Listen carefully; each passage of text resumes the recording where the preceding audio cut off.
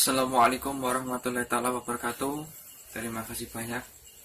Pada kesempatan kali ini perkenalkan, saya Muhammad Ilham Rojaki dan teman saya yang satunya yaitu bernama Muhammad Ikhwan Khairul Rizki. Dari kami akan mempresentasikan mengenai tema yang bertemakan telaah konsep evaluasi dalam pembelajaran ideal pendidikan Islam. Dan tentunya kami dari kelompok 10. Sebelumnya itu waktu yang di minggu ke depan itu sudah mepet, tetapi gak apa-apa, paling lambatnya itu tanggal 14. Jadi oke, langsung saja mengenai tema yang akan kita bahas pada kesempatan kali ini, yaitu telaah konsep evaluasi dalam pembelajaran ideal pendidikan Islam. Makna dari konsep evaluasi ini merupakan itu dari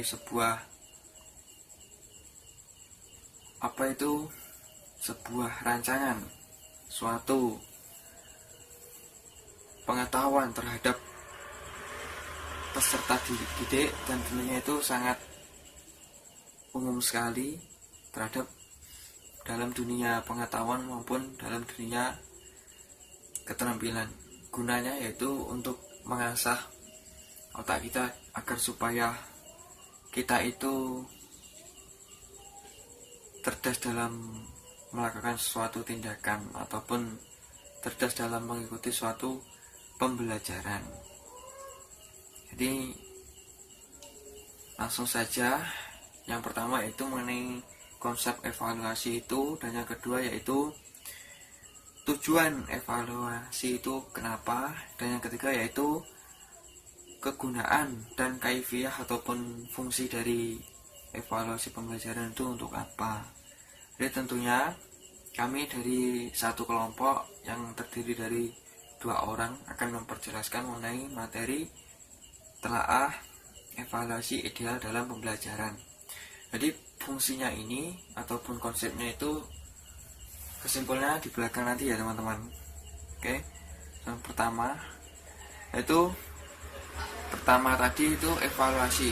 Sistem evaluasi yaitu sistem rancangan sebuah pengujian daya kemampuan keterampilan pengetahuan peserta didik, guna kedepannya itu biar pengasahannya dalam keterampilan maupun dalam keterampilan itu bisa lebih efisien lagi ataupun bisa lebih kritis lagi.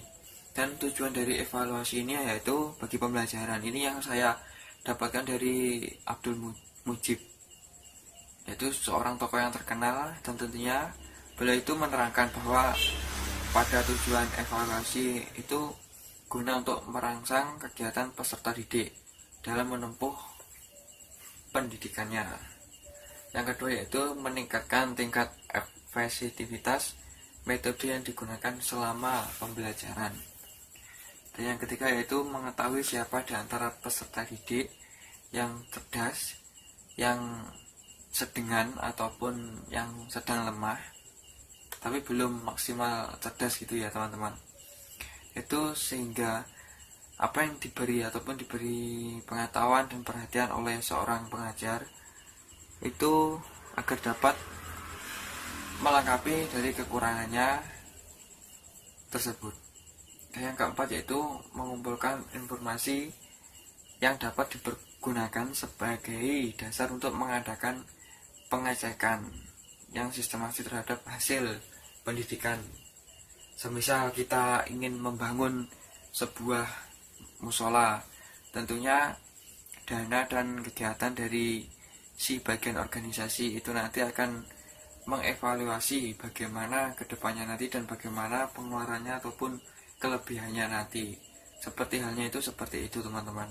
Dan dari fungsi kegunaan idealis evaluasi pembelajaran yaitu yang pertama yaitu terbukanya kemungkinan bagi evaluator guna memperoleh informasi tentang hasil-hasil yang telah dicapai dalam rangka pelaksanaan program pendidikan dan pembelajaran. Dan yang kedua yaitu untuk mengetahui peserta didik yang terpandai dan terkurang di kelasnya. Dan yang ketiga yaitu mendorong persaingan dalam hal kebaikan, tapi ini tidak dalam hal kejelekan ya teman-teman. Dan selanjutnya itu untuk mengetahui kemajuan dan perkembangan peserta didik agar supaya madrasah ataupun organisasi di sekolahnya itu maju, itu tergantung di gurunya dan tergantung di siswanya. Dan selanjutnya itu sebagai laporan terhadap orang tua. Peserta didik dapat dalam membentuk sebuah rapot ataupun ijazah dinilai tersebut. Jadi mengapa tuh? Karena kita itu jadi setiap keadaan ataupun di setiap pembelajaran itu harus mengevaluasi.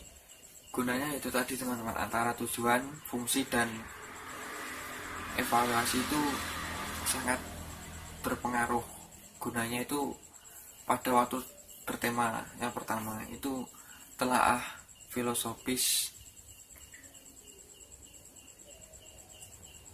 pembelajaran pendidikan agama Islam yang ideal, yaitu gunanya itu supaya pelaksanaan kita di awal sampai akhir itu bisa lebih efisien lagi, lebih tingkat lagi. Jadi dapat disimpulkan singkat, padat, dan jelas, seperti itu teman-teman. Dan selanjutnya nanti akan dibahas lagi oleh teman saya Muhammad Ikhwan Khairul Rizki, dan kami mohon maaf sebesar-besarnya apabila ada kekurangan dan kelebihan hanyalah dimiliki oleh Allah Subhanahu wa taala. Saya akhiri, Allahumma sholli ala sayyidina Muhammad. Sholatan tafiru biha dzunub wa tuslu biha qulub wa tantalu biha usub wa tamilu biha suhub wa ala alihi washabihi wa man ilaihi mansub. Assalamualaikum warahmatullahi wabarakatuh. Terima kasih. Assalamualaikum warahmatullahi wabarakatuh. Nama saya Muhammad Ikhwan Khairul Rizki, NIM 93213919. Ya, yang terhormat Ustadz Sufirmansyah dan teman-teman sekalian filsafat pendidikan Islam kelas H. Kali ini saya akan membahas tentang telaah filosofis konsep evaluasi pembelajaran ideal dalam pendidikan Islam. Itu evaluasi maknanya dalam bahasa Arab disebut al-taqdir, bermakna penilaian. Akar katanya adalah al-hikmah, bermakna nilai. Dengan demikian, secara harfiah evaluasi pembelajaran atau al-taqdir al-tarbai diartikan sebagai penilaian dalam pendidikan atau penilaian mengenai hal-hal yang berkaitan dengan kegiatan pendidikan dan pembelajaran. Dalam Al-Quran, terminologi evaluasi pendidikan terdapat beberapa makna dengan mengacu kepada makna kalimat. Jadi yang pertama, al-hisab atau al-muhasabah. Bismillahirrahmanirrahim. Lillahi ma fis samawati wa ma fil ard wa in tubadu ma fi anfusikum aw tukhfuhu yuhasibukum bihillah fa yaghfiru liman yasha wa yu'adzibu man yasha wa Allahu ala kulli syai'in qadir. Artinya yaitu kepunyaan Allah yang segala apa yang ada di langit dan apa yang ada di bumi. Dan jika kamu melahirkan apa yang ada di dalam hatimu atau kamu menyembunyikan, niscaya Allah akan membuat perhitungan dengan kamu tentang perbuatan itu. Maka Allah mengampuni siapa yang dikehendakinya dan menyiksa siapa yang dikehendakinya. Dan Allah yang maha kuasa atas segala sesuatu. Quran Surat Al-Baqarah ayat 284. Tema al-hisab dianggap yang paling dekat dengan kata evaluasi, berasal dari kata hisab yang berarti menghitung. Yang kedua yaitu al-hukm. Bismillahirrahmanirrahim. Inna rabbaka yaqdi bainakum bihukmih wa huwal azizul alim. Artinya sesungguhnya Tuhanmu akan menyelesaikan perkara antara mereka dengan keputusannya dan Dia maha perkasa lagi maha mengetahui. Quran Surat Al-An'am ayat 78. Yang ketiga yaitu al-fitnah. Secara bahasa al-fitnah adalah al-mutahan, yang berarti pengujian dan eksperimen. Jika dikatakan fitnat al-zahabanal maka itu berarti emas diuji kadarnya. Menafsirkan maksud kata fitnah dalam surat Al-Ankabut, Al-Tabari mengatakan bahwa fitnah adalah pengujian tak melalui hal-hal yang disukai maupun hal yang disukai dan tidak disukai. Yang selanjutnya yaitu al-bala. Secara bahasa al-bala berarti ujian yang bisa berupa kebaikan dan keburukan. Dalam pengertian lain, bala itu bisa berupa anugerah maupun bencana. Al-bala juga berarti pengujian dan latihan untuk mengetahui hakikat sesuatu melalui pengalaman.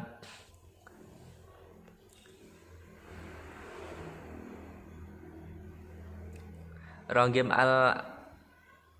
al-Asifihani membedakan ujian yang datang karena kehendak Allah dan musibah yang disebabkan oleh manusia itu sendiri. Menurutnya perbedaan tersebut bisa dilihat dari penggunaan kata bala dan ibtala. Penggunaan kata bala menguji dimaksudkan untuk sebuah ketetapan Allah atas hambanya, sedangkan penggunaan kata ibtala mendapatkan ujian. Bisa bermakna selain hal tersebut sebelumnya, juga bisa bermakna orang tersebut memahami keadaan yang berlaku pada dirinya dan tidak memahami sesuatu di luar batasnya.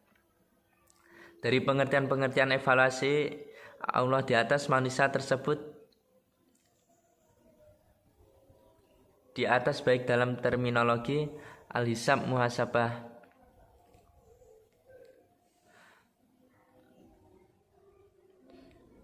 Untuk mengetahui hakikat dari sesuatu yang diuji pada diri manusia berarti mengetahui respon aspek pemikiran, hati maupun sikap atau tindakan fisik atas ujian yang secara permanen diberikan, baik berupa kebaikan yang disenanginya maupun keburukan yang dibencinya. Dalam arti luas, makna evaluasi sebagaimana yang dikutip oleh Ngalim Purwanto dalam Mahrens dan Lehman 1978 menjelaskan adalah suatu proses merencanakan, memperoleh dan menyediakan informasi yang sangat diperlukan untuk alternatif-alternatif keputusan. Yang selanjutnya yaitu pengukuran. Pengukuran adalah proses pemberian bilangan atau angka pada objek-objek atau suatu keadilan menurut aturan tertentu. Pengukuran terdiri dari aturan-aturan tertentu untuk memberikan angka atau bilangan kepada objek dengan cara tertentu pula sehingga angka itu dapat mempresentasikan dalam bentuk kuantitatif sifat-sifat dari objek tersebut. Yang selanjutnya yaitu penilaian. Penilaian merupakan suatu kegiatan untuk menentukan tingkat atau derajat sesuatu objek atau kejadian yang didasarkan atas hasil pengukuran objek tersebut. Menjelaskan penilaian adalah kegiatan mengolah informasi yang diperoleh melalui pengukuran untuk menganalisis dan mempertimbangkan untuk kerja peserta didik pada tugas-tugas yang relevan. Kegiatan ini juga digunakan untuk menilai materi, program atau kebijakan-kebijakan dengan bermaksud untuk menetapkan nilai kelayakan peserta didik.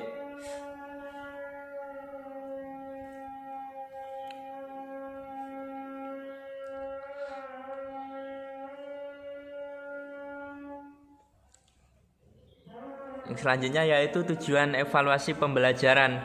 Menurut Abdul Mujib dan kawan-kawan, tujuan evaluasi adalah 1. Merangsang kegiatan peserta didik dalam menempuh program pendidikan. Tanpa adanya evaluasi maka tidak mungkin timbul kegairahan atau rangsangan pada peserta didik untuk memperbaiki dan meningkatkan prestasinya masing-masing.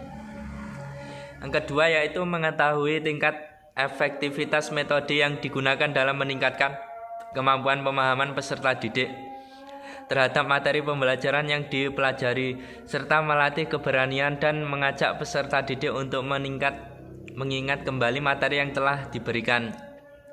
Yang ketiga yaitu mengetahui siapa di antara peserta didik yang lemah diberi perhatian khusus agar ia dapat mengejar kekurangan.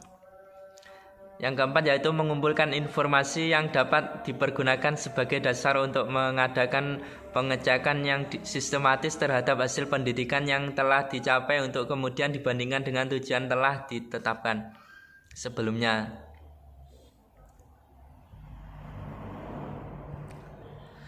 Selanjutnya yaitu fungsi dan kegunaan evaluasi pembelajaran. Di antara kegunaan dapat diambil dari kegiatan evaluasi pendidikan dan pembelajaran di sekolah mempunyai fungsi sebagai berikut.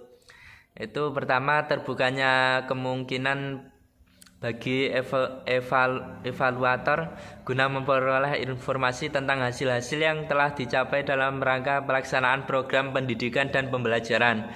Yang kedua, untuk mengetahui peserta didik yang terpandai dan terkurang di kelasnya. Yang ketiga yaitu untuk mendorong persaingan yang sehat antara sesama peserta didik. Yang keempat, untuk mengetahui kemajuan dan perkembangan peserta didik setelah mengalami pendidikan dan pengajaran.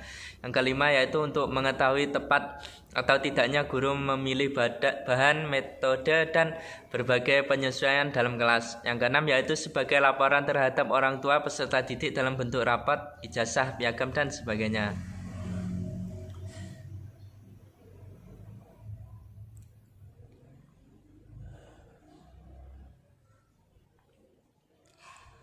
Dan secara umum ada 4 kegunaan evaluasi dalam pendidikan Islam. Di antaranya yaitu dari segi pendidik, untuk membantu seorang pendidik mengetahui sejauh mana hasil yang dicapai dalam pelaksanaan tugasnya. Yang kedua, dari segi peserta didik yaitu membantu peserta didik untuk dapat mengubah atau mengembangkan tingkah lakunya secara sadar ke arah yang lebih baik. Yang ketiga, dari segi ahli fikir pendidikan Islam untuk membantu para pemikir pendidik Islam mengetahui kelemahan teori-teori pendidikan Islam dan membantu mereka dalam merumuskan kembali teori-teori pendidikan Islam yang relevan dengan arus dinamika zaman yang senantiasa berubah. Yang keempat, dari segi politik, pengambil kebijakan pendidikan Islam untuk membantu mereka dalam membenahi sistem pengawasan dan mempertimbangkan kebijakan yang akan diterapkan dalam sementara itu. Sasaran evaluasi pendidikan meliputi peserta didik dan juga pendidik untuk mengetahui sejauh mana ia bersungguh-sungguh dalam menjalankan tugasnya untuk mencapai tujuan pendidikan Islam. Yang selanjutnya yaitu ruang lingkup evaluasi pembelajaran. Ruang lingkup evaluasi pembelajaran berkaitan dengan cakupan objek evaluasi itu sendiri. Jika objek evaluasi itu tentang pembelajaran, maka semua hal yang berkaitan dengan pembelajaran menjadi ruang lingkupnya. Oleh sebab itu, yang menjadi ruang lingkup evaluasi pembelajaran yaitu domain hasil belajar. Menurut Benjamin S. Bloom, hasil belajar dapat dikelompokkan ke dalam 3 domain, yaitu kognitif, aspek, psikomotorik. Setiap domain disusun menjadi beberapa lanjang kemampuan, mulai dari yang sederhana sampai dengan hal yang kompleks, mulai dari yang mudah kepada yang sukar, dan mulai dari yang konkret sampai dengan hal yang abstrak. Yang kedua, sistem pembelajaran. Sebagaimana yang telah disinggung di atas, ruang lingkup evaluasi pembelajaran hendaknya pembelajaran itu sendiri hendaknya bertitik tolak dari tujuan evaluasi pembelajaran itu sendiri. Jika tujuan evaluasi adalah untuk mengetahui keefektifan sistem pembelajaran, maka ruang lingkup evaluasi sebagai berikut: program pembelajaran, proses pelaksanaan pembelajaran, dan hasil belajar. Yang selanjutnya yaitu prinsip evaluasi pembelajaran. Pelaksanaan evaluasi agar akurat dan bermanfaat bagi peserta didik ataupun pihak yang berkepentingan maka harus memperhatikan prinsip-prinsip sebagai berikut, yaitu valid. Evaluasi mengukur apa yang seharusnya diukur dengan menggunakan jenis tes yang terpercaya dan sahih. Artinya ada kesesuaian alat ukur dengan fungsi pengukuran dan sasaran pengukuran.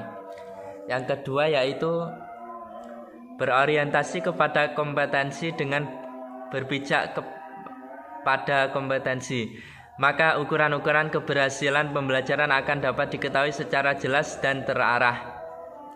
Yang ketiga, berkelanjutan atau berkesinambungan. Yang keempat, menyeluruh. Yang kelima, bermakna. Yang keenam, adil dan objektif. Yang ketujuh, terbuka. Yang kedelapan, ikhlas. Yang kesembilan, praktis. Dan yang terakhir yaitu dicatat dan akurat.